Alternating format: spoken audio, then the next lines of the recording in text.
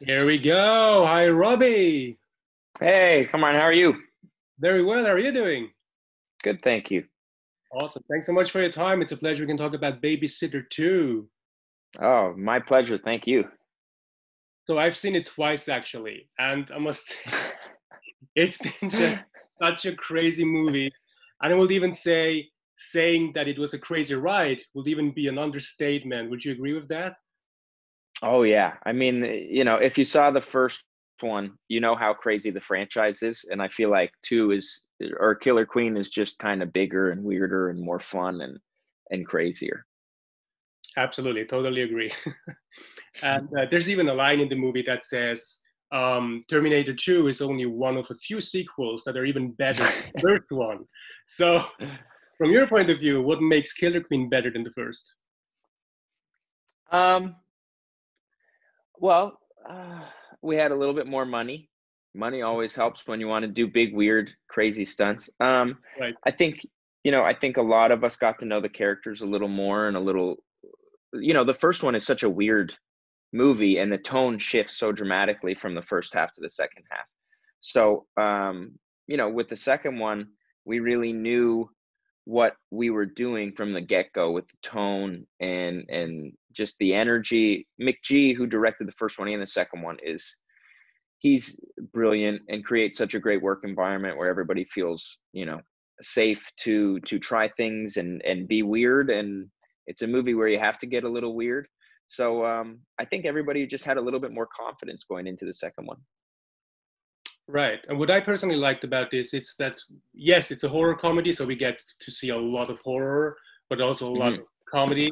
But in the core, it's also a story about Cole suffering from what happened to him and also having his parents that don't believe what happened to him. So, what's your, would you agree with that? That that was also like because Yeah, it makes it like it's not a repetition of the first one. It's like a direct continuation. yeah. Judah, who plays Cole, is such a good actor and really carries the movie, and he really grounds the movie with a lot of heart and emotion that you care for this kid and you feel for what he's going through because nobody believes him.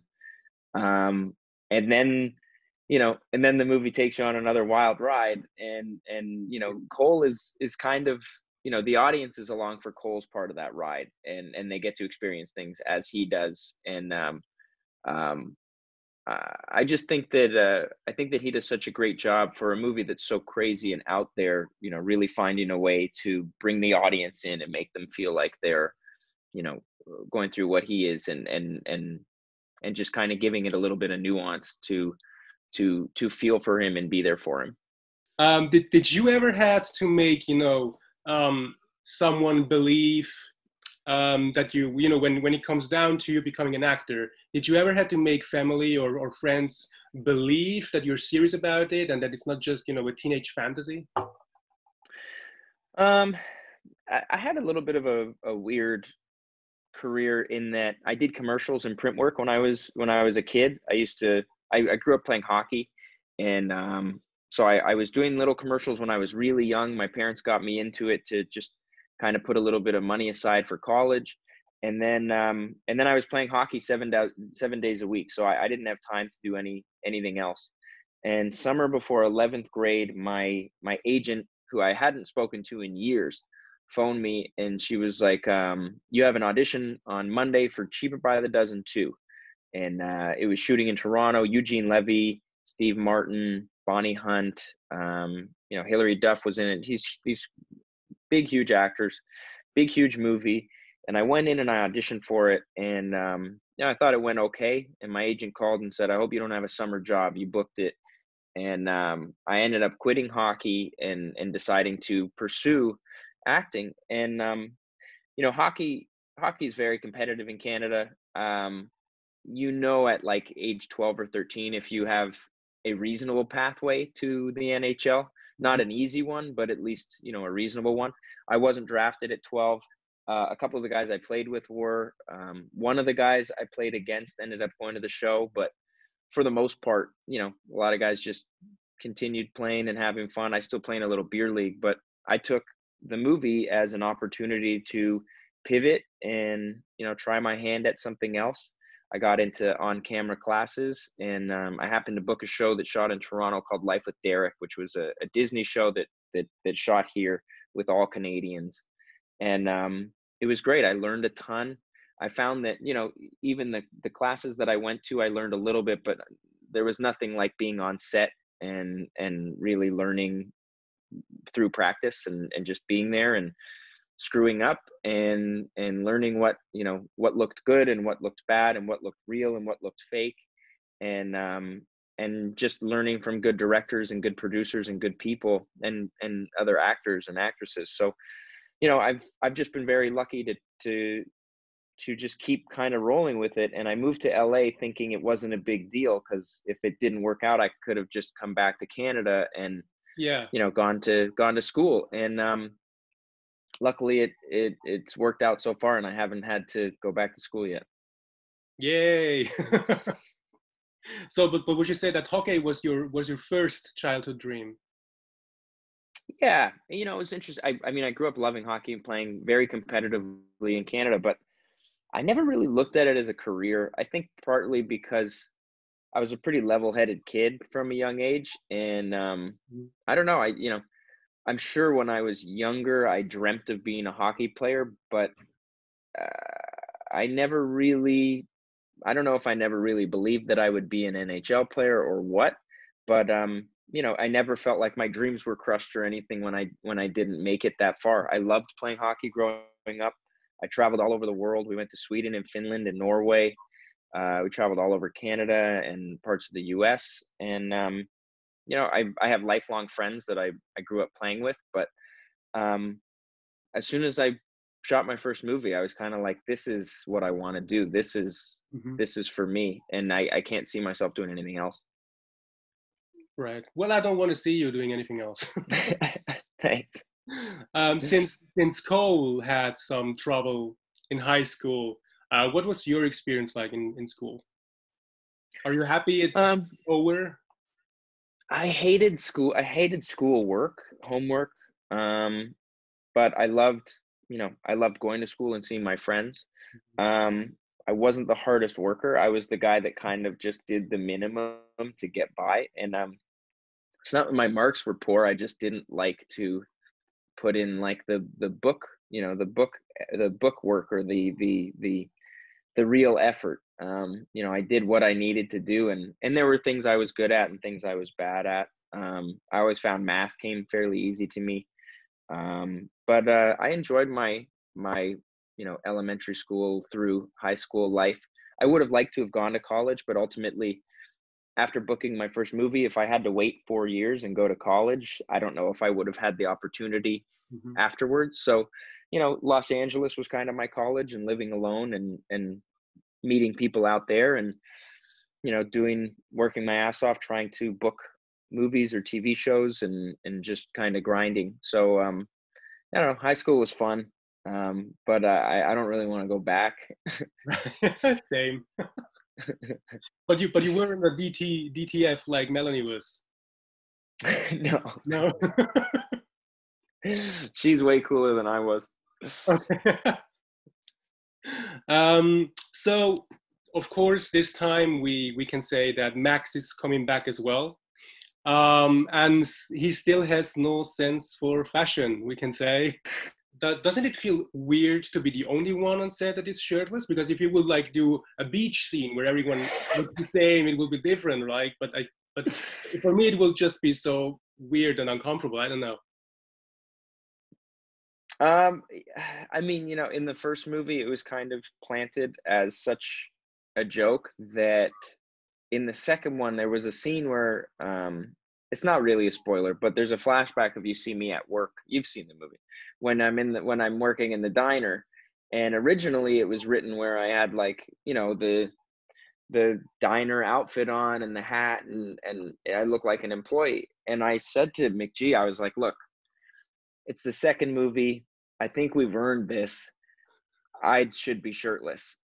And he was like, of course you should be. So, we took a name tag and we just stuck it directly to my skin. And then we were like, maybe a hairnet, because that, you know, it'd be Yeah. funny to be in a hairnet, because who cares about your hair if you're already shirtless? And you know, that's the type of thing where I just think that we were able to lean into the jokes a little more in the second one, working with people like McGee and Mary Viola, who are, you know, the director and producer. They're very supportive, and you know, they loved that type of idea of just kind of leaning into the weirdness of this movie. The nice thing for me is I get to work and I have boots, jeans, and nothing else. The shitty thing for me is it's freezing while we're shooting out in Right. the desert at night, because even though it's Los Angeles, we were shooting in November and it gets cold at night in LA because it's Right. desert climate. And so everybody's walking around in like their jumpsuits and jackets and everything, and me and Bella have no clothes on. So it was you know, we paid for it there, but it was a lot of fun. I must tell you that diner scene made me die laughing, because I was like, I imagine Oh, myself good. entering a diner or a restaurant, and then being served like from a shirtless person, and then having like almost everyone in the diner pretending like it would be the normalest thing ever. You know? That I love it. I'm was so glad. I'm so glad you like that. We were talking about it. I was like, McGee, you know, I think this gets a laugh most, you know, most times when people get to this scene, I think we're gonna get some laughs. So I'm glad. I'm really glad. absolutely, that was just pure fun. um, I'm sure you and I will both agree that Max will not be the one that wins Babysitter of the Year. Um, so let's not hire him for that, I guess. But what do you think? What kind of a babysitter would you be? Would you be like, you know, the cool Well, one, or would you be like the one that says it's bedtime? Sorry. I'm a little bit of both. My wife and I have a son who will turn 1 in a week, and I've kind of found that it's just, you know, first of all, he's 1, so you know, you can't reason with him or anything. But I think you know, I've found that we need to be this balance of fun and you know, not strict because he's a baby, but eventually we'll have to be strict. I think as a babysitter, I actually like that Max tries to teach Cole about standing up for himself, and Right. I just love that relationship and dynamic between them, where even though he's trying to kill him, he loves this kid, and you know, he loves to see him stand up for himself. And you know, I won't spoil it, but you get to see that at the end of the movie, and like, I love that scene. I think it's really fun. I think Cole's great. He and I get along.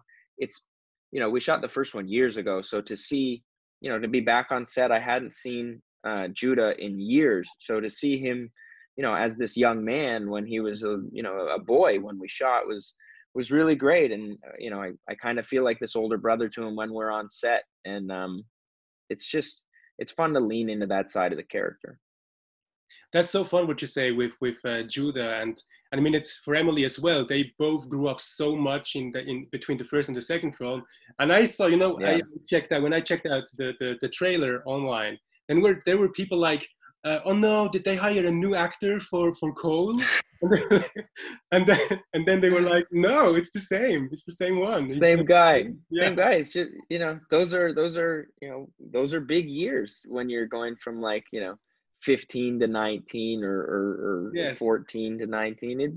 You grow up a lot, and he's a young man now, and he's smart, he's funny, but he still has that, he's still able to do that, you know, kind of charming, boyish, like, you're rooting for this kid and you're watching him struggle and you feel for him, but then you get to see him become a man. And I mean, Judah's awesome. Right. And from all the young co-stars, you know, Judah, Emily, and Jenna now, what do you Mhm. think, who would have been the coolest one to babysit? Oh man, I mean, Jenna has the coolest scenes in the movie. Right. McGee turned her into a total badass. I mean, she's a badass anyway, but like the slow motion stuff and the costumes and the outfits, Jenna, I mean, Jenna's the coolest person in the entire movie. From the first time you meet her to like, you know, me and her fighting with the axe. It's just, she's a badass. She's super cool. So are Judah and so is Emily. I can't pick one, but Jenna's a hard ass. Say Emily. I'm going to talk to Emily on Wednesday. All right, Emily. Well, I mean, Emily's tough because I never want to give anything away because she's got some really great moments in the movie, but so different from the first one. I know, and it's just so crazy to see how much she's grown up. First time I saw her on the sequel, I didn't recognize her at first because I hadn't seen her in ages, and she's like, "Hey," and I was like, "Hey, Emily? What?" Yeah. So she's a sweetheart. She's been in the business for a long time. She's incredibly mature. She was already mature on the first one, but I mean, you know, like I said, to see Judah and Emily turn into a young man and a young woman makes me feel old as hell. But it's nice to see. Don't say that. I'm your age. I'm also 32. We're old, man. We're old. We're over the hill. We're done. Damn it. But it's great to see. You know, it's just cool to see them taking charge and just kind of leading this movie, and I'm super proud of them, and I think they're so talented, and it's really fun to work with them. And so there's a scene at the very beginning of the film where Cole gets asked by the teacher to repeat a short version of what he just said, and it's very interesting because it was like getting what you want without working for it is ultimately unrewarding. What's your opinion on that? Because I feel like it also counts for acting in somehow, because there's so many actors trying so hard to break in, and when they finally succeed, it feels rewarded. But then there are also some people that probably wait for success to, find them, which feels less rewarded, even though it works out for them in a way. I don't know. Yeah, I think that part of the struggle of being an actor really shapes what kind of career you're going to have, or at least I like to think so. I'm sure there's a lot of people that hit it big right away and they were talented enough to hold it. I think if I had booked something huge when I first started, my career would not have lasted very long because I wasn't very good. And I've learned something new on every project that I've worked on, and I've done things I'm really proud of, and I've done things I'm not as proud of. But I've learned something from all of them, and they've helped me get to where I am today. And I'm still learning every time I'm on set. And I think that the difficulty that I had at the beginning of my career really makes me appreciate the successes when I have them now. And that's not to say it's easy now. It's not like I'm just being offered things, all over the place. But it's just kind of like going like, you hope to go like that in your career. And sometimes if you go like this, sometimes you go back down like this. And, it's just kind of a weird career to navigate because you never know if something's going to be successful or not. There's no real rhyme or reason. You hope people will see it and you hope people will enjoy it. The nice thing about movies and TV shows are, there's no good or bad necessarily. Just because, you don't like something doesn't mean it's not somebody else's favorite thing. I've had things that I didn't think were very good that people have really enjoyed. And I've had things that I thought were great that weren't someone else's cup of tea. So, there's so many people out there who are looking for so many different things. I just think it's nice that, a company like Netflix can kind of make something for everyone. Right. When do you usually, realize if the project you're working on is going the direction you wanted, or if it's not going the direction you wanted? I mean, you hope to know beforehand. That way you at least can know what you're getting into. But that's not always the case. And I've been very lucky. The majority of the things that I've worked on, everybody that's there is excited to be there and is trying to make something great. And that doesn't mean it's going to be, but I see the Code 8 poster, a DVD in the background, the red one. That's Yeah, awesome. I had a very Robbie Amell-ish weekend, I gotta tell you. Yeah. That's so cool. Is that our German cover? Yes, yes, exactly. That's I saw that one. I love that one. It's really cool. And unfortunately so, that giant thing here, but you yeah, appreciate, yeah. I love our German poster work. So Yeah. each, a lot of different territories have different poster work. Anyway, for instance, Code 8, everybody that was there was working their ass off and really cared about what was being put on screen. And, that's not always the case. I've been on jobs before where it's just a paycheck for people, and that's fine. I mean, look, sometimes you just got to go make money and feed your family. But I prefer making the ones like Code 8 and Babysitter and Upload. A lot. I've been really lucky. A lot of the things that I work on, people are excited to be there every day and trying to make something great and care about what gets put on screen. And, for better or for worse, that means that if it's successful, you get to enjoy it that much more. And if it's not, it hurts that little bit more. But I'd rather do that than kind of coast through it and see what happens. So speaking of Code 8, what's the current status of the spin-off right now? We're working on it. I was just talking to Jeff Chan, who directed it, and my cousin the other day. We're working on a sequel. We're really excited about it. We're really excited about where the story goes. I can't tell you anything yet, but our plan is to shoot next summer. Awesome. What I love about this film is, we get to see an entirely new world with new rules. Mm-hmm. And that means that you're entering, an experience with unexpected turns because you don't know the world yet. You don't know the rules, you don't know the universe, and you get to know them as you go, as you see the film. And that's just because, I'm sure you feel the same way, as more you watch, the more you feel like, okay, it's going to go this direction, it's going to go this direction. Mm-hmm. But when you have, a completely fresh new world, you don't know in what direction it's going to go. Yeah, thank you. I mean, our big thing was we wanted to create this world that was the backdrop to an intimate story that people could relate to, a guy trying to help his mother and, the lengths that you would go to save your mom.